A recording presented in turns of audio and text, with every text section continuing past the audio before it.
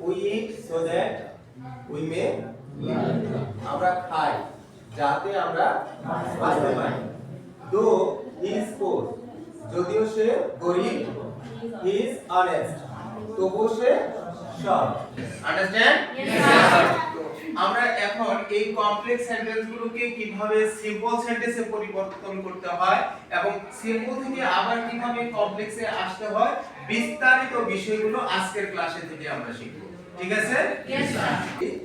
We eat to live. এখানে দেখো তো টু প্লাস ভার্ব আছে না? জি স্যার। টু প্লাস ভার্ব আছে। এখানে এটা সাবজেক্ট, এটা ভার্ব, এটা টু, এটা এবং ভার্ব। এই টু প্লাস ভার্ব এটাকে বলা হয় সাধারণত ইনফিনিটিভ।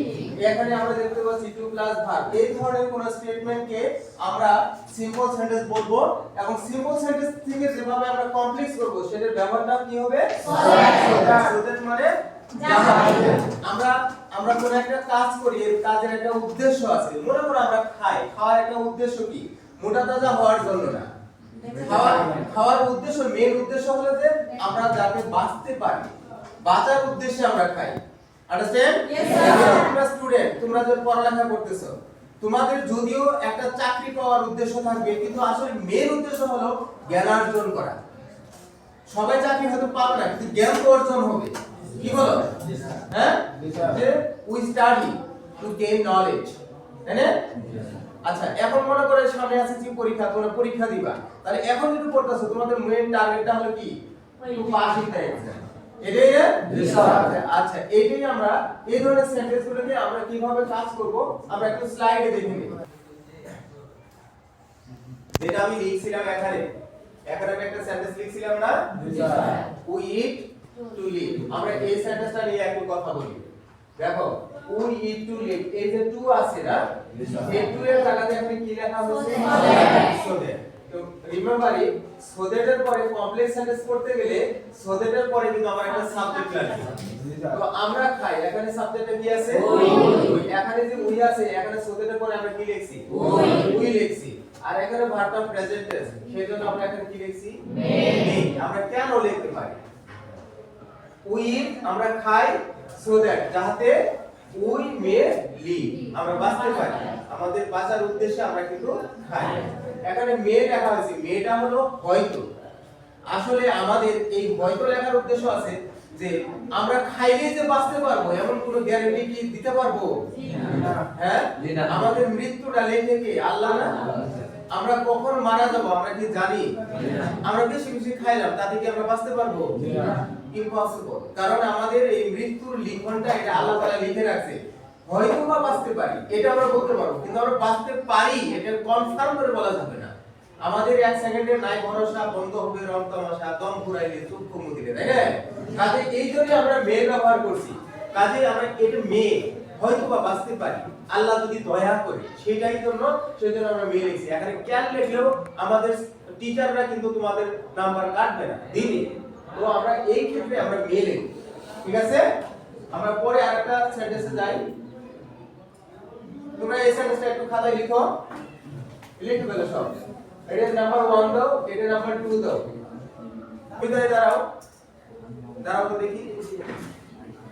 সবাই খেয়াল করো, সুমিতা কি বলে? I study more to pass, এটাকে কমপ্লেক্সে রূপান্তর করবা। I study more so that I can pass. I can pass বলছে। Are you sure everybody? Yes sir. Something is wrong? Yes sir. Stand up. কি আনসার হবে? পুরো সেন্টেন্স বলো। I studied more So that I could pass. I could pass. Why not hand clap for Fahim? তাহলে তোমরা দুইজনে দাঁড়াও। আসলে তুমি বলছো ক্যান আর তুমি বলছো কি? তুমি ব্যাখ্যাটা বলো কেন তুমি কুড বললা এখানে? এখানে ভার্বটি past tense, right. Thank you. Sit down everybody. এখানে এই আগের সেন্টেন্সের সাথে পরের সেন্টেন্সের একটা পার্থক্য তৈরি করার চেষ্টা করো। আগের সেন্টেন্সে বলছিলাম উই ইট টু লিভ, আমরা খাই যাতে আমরা বাঁচতে পারি। এই এখন ইট ভার্বটা কোন টেন্সে ছিল?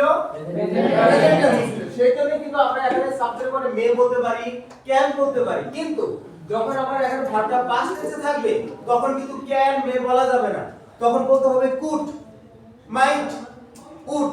এগুলো বলতে হবে। কুডই ধরো, কুডটাই মনে রাখো। তাহলে সেই জন্য ফাহিম যে আনসারটা দিল আই স্টাডিড মোর, এই জায়গায় কি বললো? সবাই বুঝতে পারছো? সো দ্যাট তারপরে আমার কি লাগে? সাবজেক্ট। সাবজেক্ট এখানে কি আছে? আই। এখানে আই বললো, তারপরে আমার কিন্তু মোডাল অক্সিলিয়ারি বলতে হবে ক্যান না কুড, এই সিদ্ধান্ত নিতে হবে এই ভার্বকে দেখে। এখানে ভার্বটা কোনটা আছে? সেই জন্য এখানে আসছে কুড। তাহলে আনসারটা আমরা এক ঝলক দেখে নেই। তাহলে ফাইভের আনসার ঠিক আছে? সবাই কি ক্লিয়ার? আর কোনো প্রবলেম কি? এখনো প্রশ্ন আছে? সবাই ক্লিয়ার? গুড, লিখে নাও। এই সেন্টেন্সটা অবশ্যই মেয়েরাই বলবে, যেহেতু শি ব্যবহার করছি মেয়েদের ক্ষেত্রে মেয়েরাই বলবে। চিন্তা করো। সোনিয়া বলো দেখি, সোনিয়া চেষ্টা করো। She takes tea Okay. so that So that she can refresh her she can refresh. herself. Is Sonia right? Sonia কি ঠিক বলছে? Yes, sir. Sure? Everybody sure? Yes, sir. Why not a hand clap for Sonia? Sonia is right. Sit down. Sonia ঠিক বলছে। She takes tea, এই জায়গা কি বলছে? একটু বাদ দিয়ে না? সোদের বলছে। তারপরে আমার সোদের উপর কি লাগে? সাবজেক্ট। সাবজেক্ট এখানে she আছে, তাহলে কি বলছে? she বলছে। এখন can না could? কোনটা বলবো? can, কারণ এখানে take ভার্বটা কোন টেন্সে আছে? প্রেজেন্ট টেন্সে আছে, সুতরাং এখানে can বলছে। তাহলে সোনিয়ার আনসার রাইট আছে। এর জন্য আনসারটা দেখে নিই। সোনিয়াটা কি বলছে? she takes tea so that she can refresh herself. এই যে to, t double to, এটাও একটা অ্যাডভার্ব, সো একটি অ্যাডভার্ব। যখন এই ফর্মুলাতে থাকবে, এই নিয়মে থাকবে যে to এবং to, এই নিয়মে যখন সেন্টেন্সটা থাকবে তখন সেই সেন্টেন্সটা সিম্পল হবে। ঠিক আছে? সিম্পল হবে এবং এই স্ট্রাকচারটাকে যখন আমরা কমপ্লেক্স সেন্টেন্সে রূপান্তর করব তখন এই টু বাদ দিয়ে আমাকে লিখতে হবে সো, আর এই টুটাকে বাদ দিয়ে লিখতে হবে দ্যাট। দ্যাটের পরেও আমার একটা স্ট্রাকচার আছে, সেটা আমরা নিয়ম অনুসারে লিখবো। আমরা তার আগে আমরা একটা সেন্টেন্স দেখে নিই, যে একটা সেন্টেন্স দেখি কিভাবে লেখা যায়। What is to? To is an adverb. Understand? Yes, sir.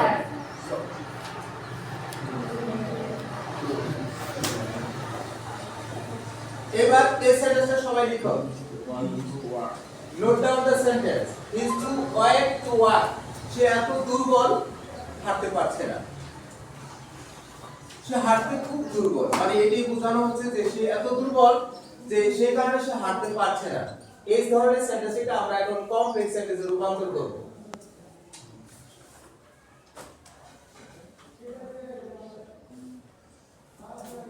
লিখছো? আচ্ছা, আমরা এখানে যদি একটু বুঝাই যে is to work to work, দেখো এখানে কি ইনফিনিটিভ আছে না? টু প্লাস ভার্ব কিন্তু এখন আছে না? এখন যদি আগেরটার সাথে প্লাস লাগাই দাও তাহলে কি হবে? যে স্যার এখানে তো আমরা সোদেট লিখবো, সোদেট লিখবো, তাহলে আগেরটার সাথে যদি লেখো, কিন্তু আগেরটার সাথে এটা মিলবে না। কারণ কি? আগেরটা তো এরকম টি ডাবল টু ছিল না, ছিল? আগের যে সেন্টেন্স গুলো করলাম সেটাতে কিন্তু ছিল না, কিন্তু এখন এটা ঠিকই আছে, কিন্তু তার আগে টু থাকার কারণে এটা আলাদা, মানে এই আলাদা আরেকটা স্ট্রাকচারে এই সেন্টেন্সটা করতে হবে। তাহলে আমরা যে সূত্রটা আমরা ব্যাখ্যা করছি যে আমাদের এই জায়গাটাতে আমাদের চেঞ্জ করতে হবে, এই টু এর অ্যাডভার্ব এটা চেঞ্জ করতে হবে। আমরা এই সাবজেক্ট লিখলাম, এই যে ইজ আছে ইজ লিখলাম, এটা আমরা বাদ দিয়ে আমরা বলবো সো। এটা বুঝতে পারছো? এটা হলো একটা অ্যাডজেক্টিভ। হ্যাঁ, অ্যাডজেক্টিভ হলো যে শব্দ দ্বারা, যে ওয়ার্ড দ্বারা দোষ, গুণ, অবস্থা, পরিমাণ, সংখ্যা এগুলো বোঝায়, তাহলে সেই সব ওয়ার্ডগুলোকে আমরা অ্যাডজেক্টিভ বলবো। তাহলে এই অ্যাডজেক্টিভের সামনে থাকে অ্যাডভার্ব, তাহলে আমরা এই অ্যাডভার্বটাকে চেঞ্জ করে দিলাম, এটা টু কে বাদ দিয়ে আমরা কি লিখলাম? সো। তারপরে আমরা মনে করে এখানে যেটা আছে সেটা লিখলাম। এই জায়গা হলো টু, এই টুটা প্রিপজিশন টু কে বাদ দিয়ে আমরা এখন লিখবো দ্যাট। এই পর্যন্ত বুঝতে পারছো সবাই? তাহলে আমরা কি কাজটুকু করলাম? টু বাদ দিয়ে কি লিখলাম? সো।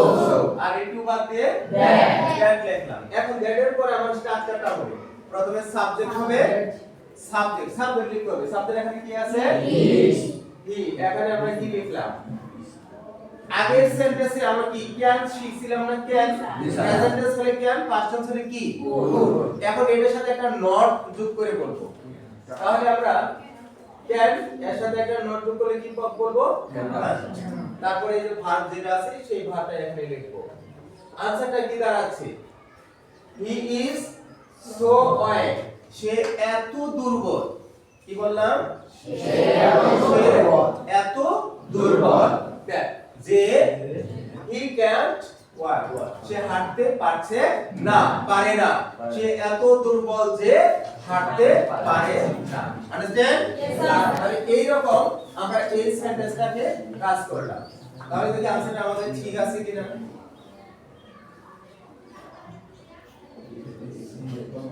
তবে এত বেশি যে পারে না এরকম অর্থ হবে এত বেশি যে পারে না এরকম একটা অর্থ প্রকাশ পাবে এই স্ট্রাকচারের মাধ্যমে he is so weak that he can't walk সে এত বেশি দুর্বল যে সে হাঁটতে পারে না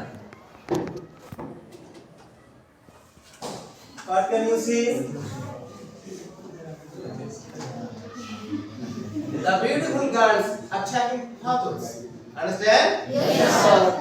Do you have a camera? No.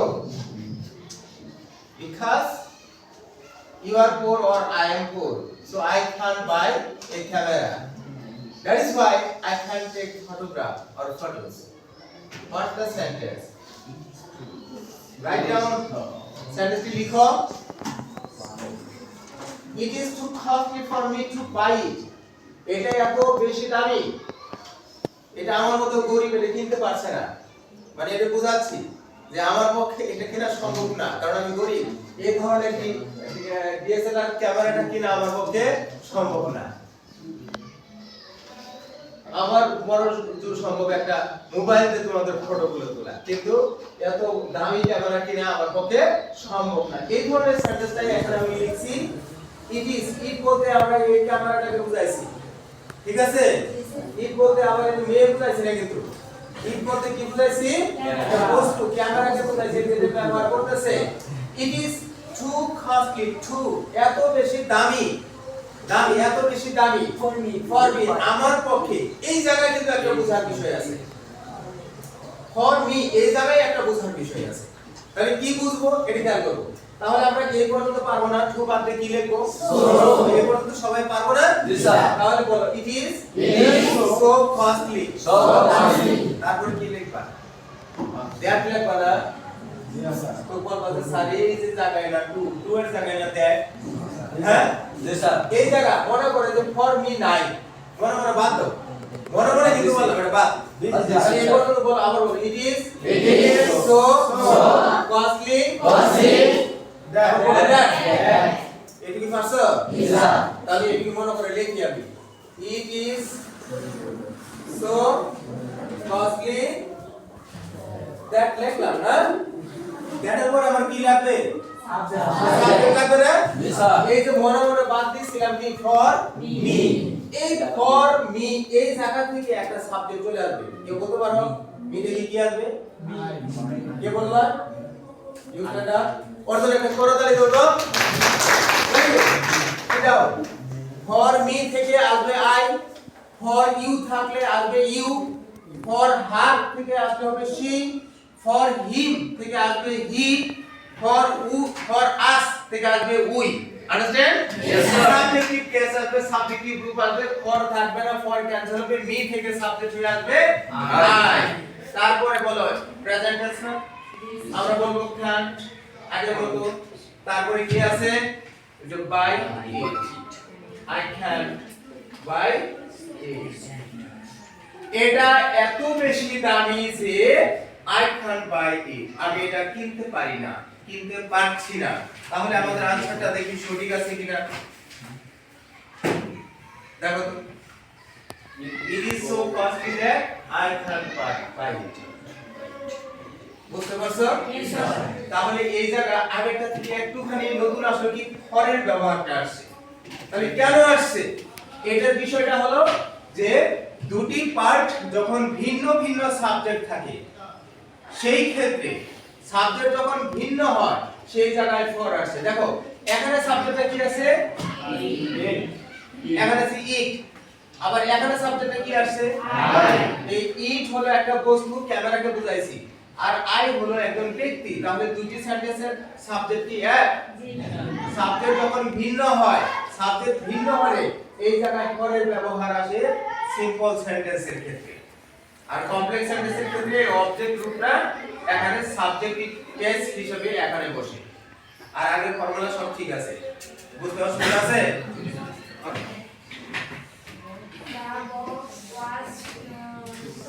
So happy না so happy that হলো that এখান থেকে সাবজেক্টে আসো he না he সাবজেক্ট হলো সাবজেক্ট করে cannot or could not cannot or could not এই দুটো একটা he could not আচ্ছা এই যে দেখো এই যে এখান থেকে এই যে ফর থেকে a2 পর্যন্ত সব বাদ সোজা কথা একদম সহজভাবে মনে রাখবা ফর থেকে 2 পর্যন্ত এটা মাঝখান থেকে সব বাদ। তাহলে এই পর্যন্ত আবার বলো তো the box was so heavy that ঠিক আছে তাহলে এই থেকে এই পর্যন্ত পুরোটা বাদ দিয়ে এখান থেকে শুধু সাবজেক্টটা নিয়ে আসবা কি হি এই যে হিম থেকে হি এবার বলো cannot না could not তারপরে বাকিটুকু বলো carry it কি সবাই বুঝতে পারছো আজকে ক্লাসে এখানে রাখবো